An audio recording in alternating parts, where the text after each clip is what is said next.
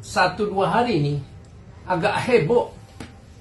Sampai ada yang nyeruduk ke Hotel Fairmont karena di sana DPR dan juga sejumlah pihak yang memang terlibat di dalam rapat tersebut itu sedang membahas rancangan undang-undang TNI yang baru. Dan mereka butuh, saya ulangi, mereka butuh tempat istirahat saat maraton membahas hal itu. Saya sampai saat ini sudah mengamati TNI selama 38 tahun. ABRI dan TNI. Saya sudah ngamati dan saya sudah lihat kiprahnya, sudah rasakan, bahkan sudah nikmati prestasi TNI terhadap masyarakat, bangsa dan negara. Sudah ada. Saya tegaskan bahwa tanpa TNI tidak ada ini bangsa ini, tidak ada. Selama ini penghinaan terhadap TNI itu berlangsung terus-menerus, merendahkan oleh orang-orang yang saya tidak tahu apa yang dia telah buat bagi bangsa dan negaranya itu. Coba dicek satu-satu orang yang mulutnya kasar, merendahkan TNI itu, apa yang dia telah buat bagi bangsa dan negaranya.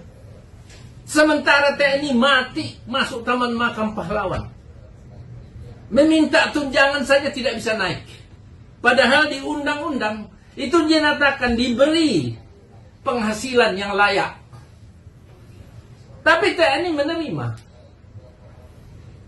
Jadi saya merasa bahwa kehebohan di luar dari sistem DPR itu adalah bagian daripada juga mencederai hak-hak prerogatif DPR.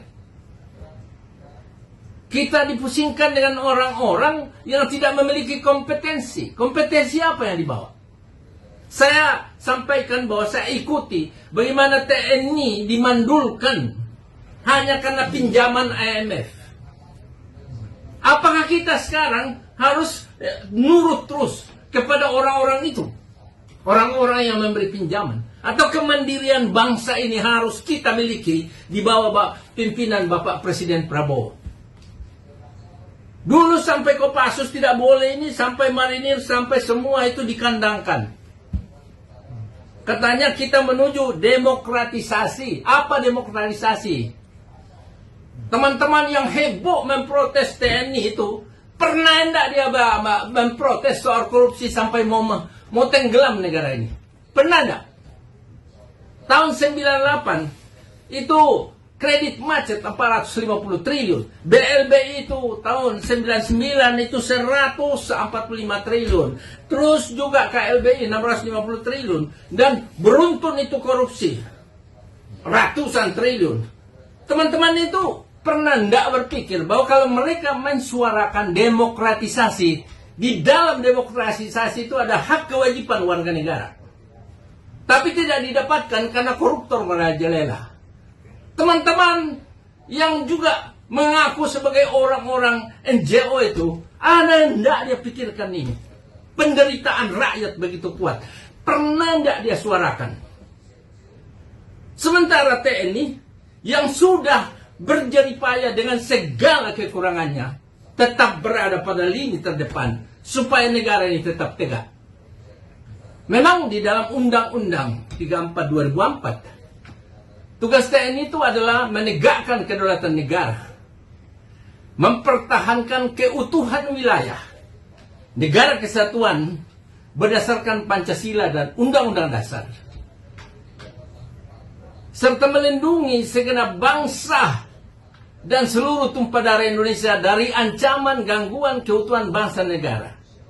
Ada indikasi bahwa ada upaya untuk tidak mengutuhkan negara ini. Saya mengamati dengan cermat situasi yang dialami oleh TNI. Mereka panas dingin bercampur marah. Marah, saya ulangi, bercampur marah dalam hati tapi tidak diutarakan karena ada Sabta Marga Sumpah Prajurit yang melarang. Jadi di dalam pengabdiannya itu mereka menderita perasaan, tetapi tugas-tugasnya lancar, terkoordinasi, dan tercapai dengan baik. Kita tidak ada, saya tidak ada di kantor ini, saya tidak pakai jas, saya tidak pakai apa kalau tidak ada itu TNI.